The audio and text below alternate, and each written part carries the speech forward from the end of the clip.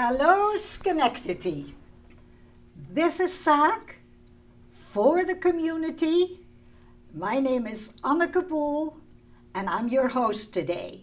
And I'm delighted to have with me today Bart Chabot of Trout Unlimited and Doug Roylance of Goldstocks. Bart,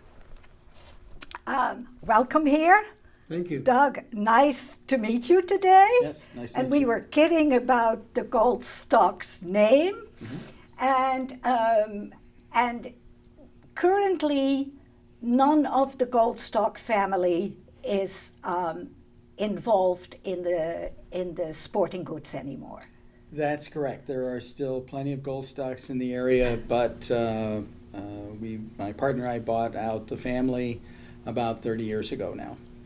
And Doug, the reason you are here, because you are sponsoring the Kids Learn to Fish at Central Park with the good guidance of Bart Chabot of Trout Unlimited and all his volunteers, I know. Correct. But it means that you have really continued the involvement and the support that Goldstocks always had for the community. And I think for the people out there of my generation, certainly, who've lived here a while, when you say sporting goods, you say Goldstocks. Yes. Good to have you here. That's well Thank you. put. I like that. Good to have you here. Bart, it's not the first time that we are together in front of a microphone. True. We just thought it was about 4 years ago, before actually the franchise shifted from SAC to Proctor's. And remembering the program and thinking about upcoming events maybe for SAC to film and to do, SAC filmed last year at the fishing dock in Central Park. Tell our viewers, how did that dock get there?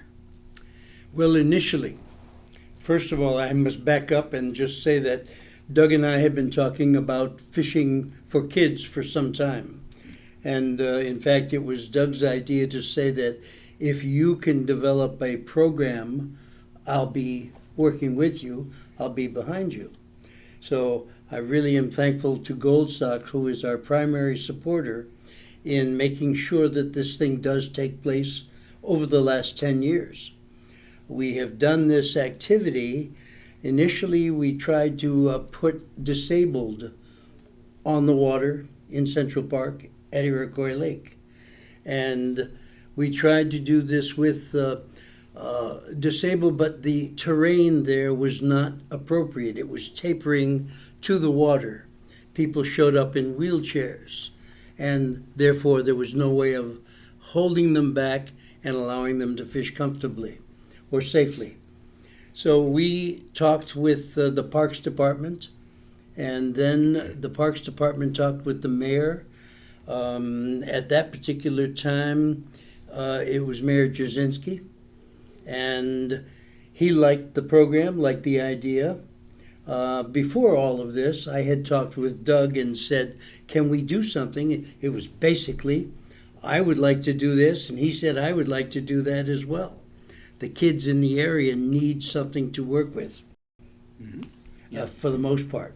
Yeah, it was a conversation we had, saying, kids aren't participating in these outdoor activities anymore. Hunting, people don't hunt anymore. People don't fish anymore. What can we do to keep this going? It's a wonderful life sport. It's inexpensive. We've got rivers and lakes and ponds all over the Capital District that you have access for fishing. The dock made it accessible for more and more people to come to Central Park. They're putting docks in the Mohawk River, and there's docks in the Hudson River, and so that handicap and youth have safe places to go. And for relatively little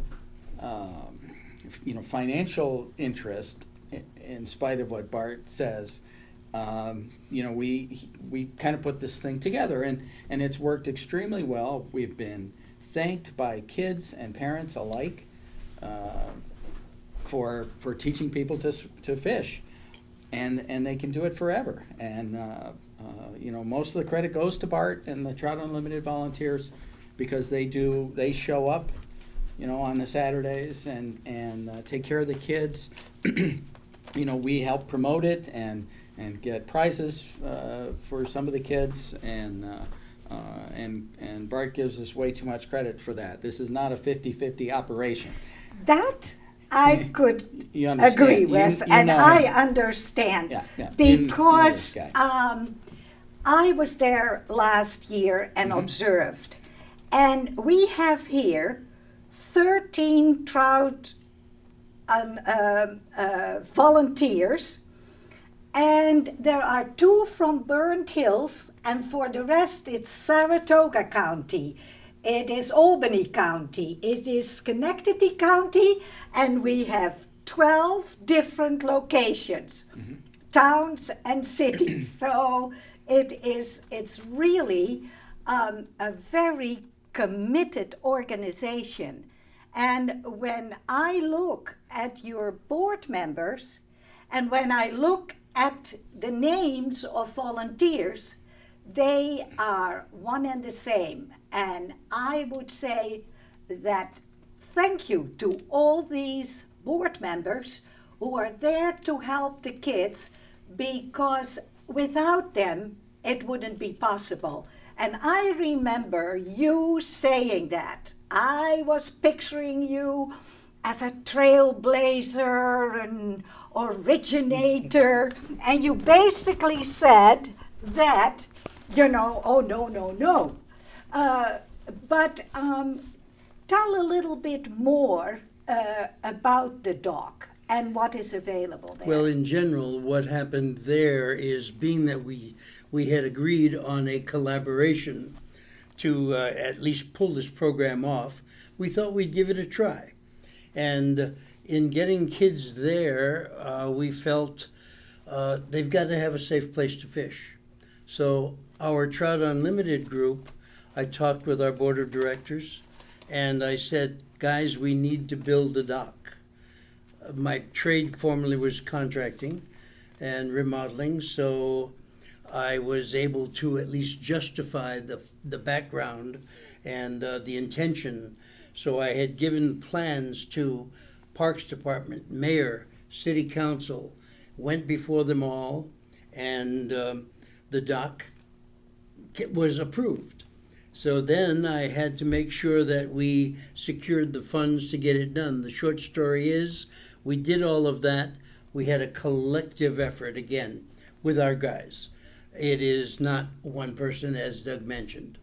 I am just the figurehead. If something goes wrong, this is who they call. If something goes right, I've been very fortunate. They call me too. And that's a nice thing.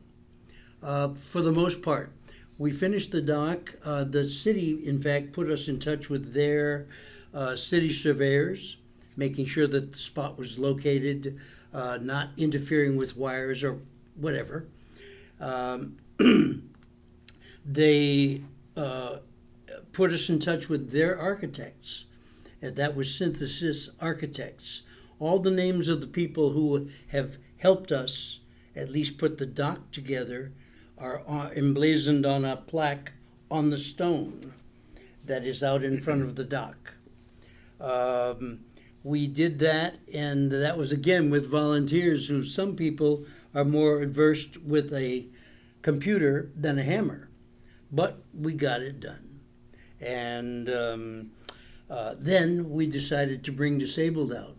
So we adapted a program with Sunnyview Hospital, and the dock was built so that a wheelchair, the toes can go right under the railing, and they can get closer to the rail to do the fishing. We built rod holders there for people who have dexterity problems, and using that allowed them to be on the water and try this fishing thing. And that is when I happened to really get serious and talk with Doug. And he said, let's do something. And we said, well, the disabled are not totally showing up because I think, and my guess was, even though I am an amputee, my guess was they didn't want to show up and show what they have difficulty doing. My thought was, rather than expose themselves, we had very minimal people showing up. Talking with Sunnyview, they did collectively make an effort and bring more people. So then we said, well, the dock is not used on the times that they're not there. So why not bring kids? So damn the torpedoes and full steam ahead, we did it. Doug was our primary supporter by giving us, now this is a blown up picture of the advertising that he had his people design. And you want to pass on that? Yes, we do. We do advertise in the local paper to as to where you can sign up, what days we'll be fishing, and it's totally free to participate. The program will provide rods and reels, bait, and so you want to keep an eye on the newspaper to find out when the sign up time, what the dates are for the program, and where you can sign up. Are the dates set already? Yes. Yes, The they are. dates are set. Well, Bart, why don't you tell our viewers about the dates? I And can. I'm let me tell prepared. you, it might be an aunt or an uncle who is watching this program and who will call grandchildren. That was my experience when the rowing crew from Schenectady High was on a program. So, and then we can tell them when it is, and where it is was obvious. Well, Central Park. I'm sure glad I did my homework because I thought you might ask. At any rate, annually we've done this in July. July is a month where our disabled program is finished, and we're looking into disabled, including veterans from Veterans Hospital, by the way. But this program right here we've secured July after the 4th of July, and we're going to use this year's dates as July 9 and 10. Those are mornings from 9 o'clock until 12, because kids do get tired. They don't keep their interest always. I think we've managed to keep them all there, though. Once they catch fish, and their first fish. And they do catch You've fish. seen it. I've seen it. Yeah, so that's maybe to let people know that if they are concerned about will they catch something, I don't think that I saw anybody who didn't catch a fish, and the dock was quite crowded. Thank you. In that regard, now 9 and 10, we're going to go from 16 and 17. These are July dates in the mornings, 9 to 12. And 23, 24. I should probably put these on, that they help me read. But anyway, those 3 days, first thing in the morning, we usually handle about 33 children in one day. And within those 3 hours, we all break for lunch. The kids go home. They have a story to tell. We, by the way, take their picture. The first time that they catch a fish, we get their picture with them holding the fish up. Isn't that for show? Oh, yes. And they come back the next day and they keep a copy of the picture. So that can be there for posterity. They can always talk about it, show it. And aren't there awards as well? Yes, on the end of each week, the last day, we have 2 days again, The second day, we managed to come up with prizes and awards, and in order for them to get their name in the hat, they must complete the program, meaning learn to tie a knot, learn to bait the hook, which is a little iffy, but learn to bait the hook, learn to take the hook off of the fish, and replace the fish back in the water. So we call it catch and release. They also must learn about safety. The first thing we talk about is water you can drown, hooks you can get hurt. So we go through that. The parents feel this. And by the way, the children are all escorted by an adult. Each one is brought with someone on the sign-up list that we provide at sporting goods stores. We put the child's name, the adult that's with them, and the phone number, so in case of an emergency call where rain wanted us to change the date. So when we do that, the parents here can see, can hear what we're doing. We also secure permit from a Department of Environmental Conservation to allow the parent to help the child hold the rod so that they do not have to have a license initially to do this. The day we're there, we have maybe, as you mentioned, a number of our Trout Unlimited people coming to do the program Yes. as a volunteer. They would probably like to go fishing, but they show up religiously. But, sorry to interrupt, but when I was looking at their faces and the kids sort of adoringly looked up, I was thinking, you're sitting here and you get these kids who have an experience here that will last a lifetime for them. So how good they must feel. And that's the feeling I got. Very concerned adults. And I would say all the children appreciated what was being done for them when I saw them. We do make some new friends each time. And there have been, on occasion, repeats, people that found it to be good. We take them, by the way, from ages 5 to 12. And as Doug mentioned, it's free. So 5 to 12, they can be in the program for 2 days.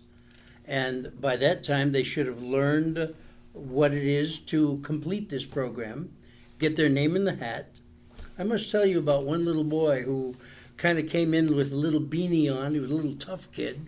And I love this story because he really, he caught us all off guard. Each child comes over and they must learn to put the worm on the hook. Hook in the worm, either way.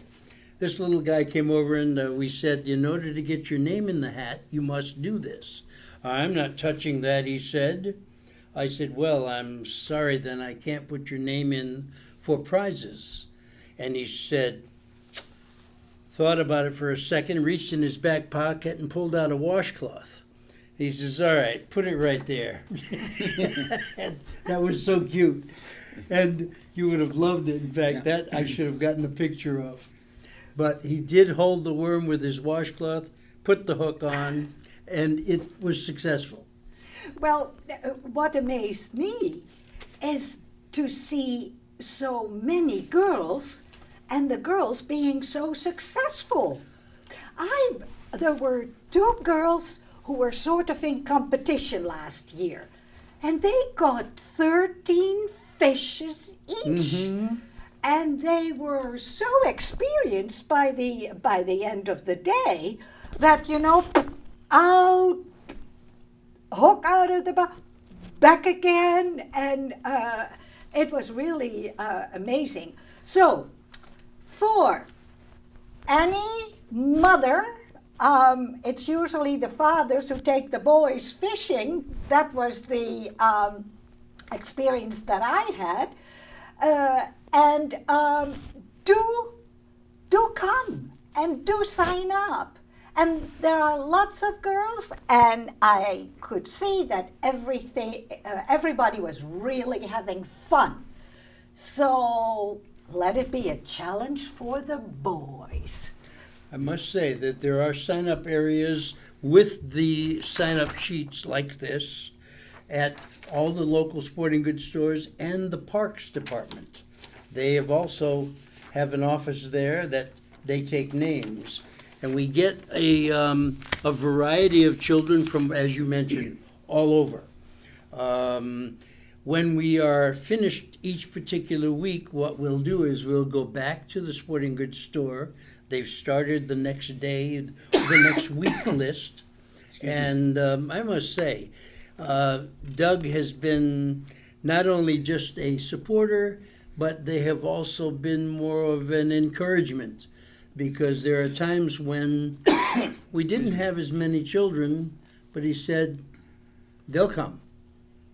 Doug, And they did. Then my question is, Yes. when you get people in the store, I know my husband always took my son, and when you see that, do you talk to them and Yes. make them aware of it, that there is an opportunity there? Definitely. We tell people about the program. We've had people, people my age, men who you think everybody knows how to fish, who say, you know what, thank you for having this program. My father never taught me to fish, but now I can help my grandson fish, granddaughter, and it's just a wonderful thing you can do for the rest of your life. Oh, and I'm realizing we were talking a license, and Bart, when you mentioned that even if the mother holds the rod for the child, supposedly she should have, a license, the kids don't need it at the dock, and then you were talking about docks in the Mohawk as well. Mm-hmm. So if they are there, which is basically the river, Right. then they don't need a license. The kids. The kids, Right. The kids don't need a license. The parents need a license. But if the parents don't have a rod in their hands, If they don't still, fish, they don't need a license. I was going to say, if True. it's obvious, then the kids. Mm-hmm. So locally, there really are, and I'm looking Schenectady, of course. That dock is available at Central Park Mm-hmm. on the other days or in the afternoons. Always. Always. Yes. That's great. And on the river. Summer and winter. Winter, they use it for skating. Yeah, that is really great.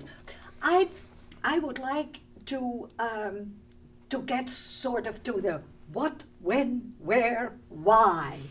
I think the why we really have covered. Why? Because this is just a wonderful opportunity for kids to learn how to fish and to get a skill and maybe even a hobby Yes. or something else to do. So where is it? Central Park, Iroquois Lake. The dock is right there by the stone bridge. And when is it? It is in July, and I have the dates, 9/10, 16, 17, 23, 24. Right. We're good? You got it. Thank you. Okay. And the idea of us being there is we will teach them and the parents watch them. We did have a boy that happened to get a little close to the edge. Went in the water. Mother started disrobing. We were surprised. Now, She did start to disrobe, but she had her bathing suit on underneath. But thank God she was just family surprised us. It's a family show, right?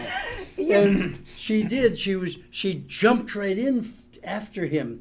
This is kind of why the parents are there, if they need help. The water is only that deep at the edge.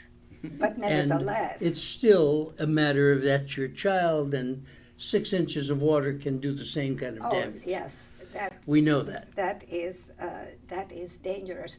So, July, the last Middle 3 weeks of Middle July. 3 weeks. the middle 3 weeks of July, Tuesday, Wednesday. Tuesday, Wednesday. And is there a number to call, a telephone number to call? The best thing for them to do is in the advertisement, we usually provide the sign-up locations. And Doug, you... Yes, you can call Goldstock Sporting Goods. Oh, so there we are. Or Bart or the I'm- Central Park office, and the other sponsors also. I'm not sure who's doing it this year. I believe that we have people that are willing to stay on Okay.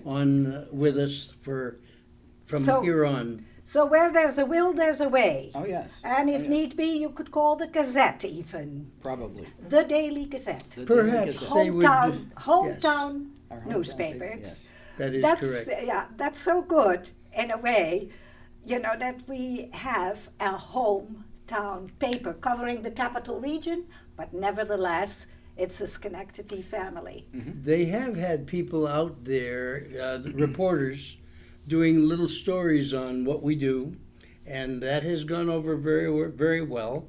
What we generally will do, and when the children are there, as they come in at a little before 9 o'clock to sign up, we have them understand all of the rules.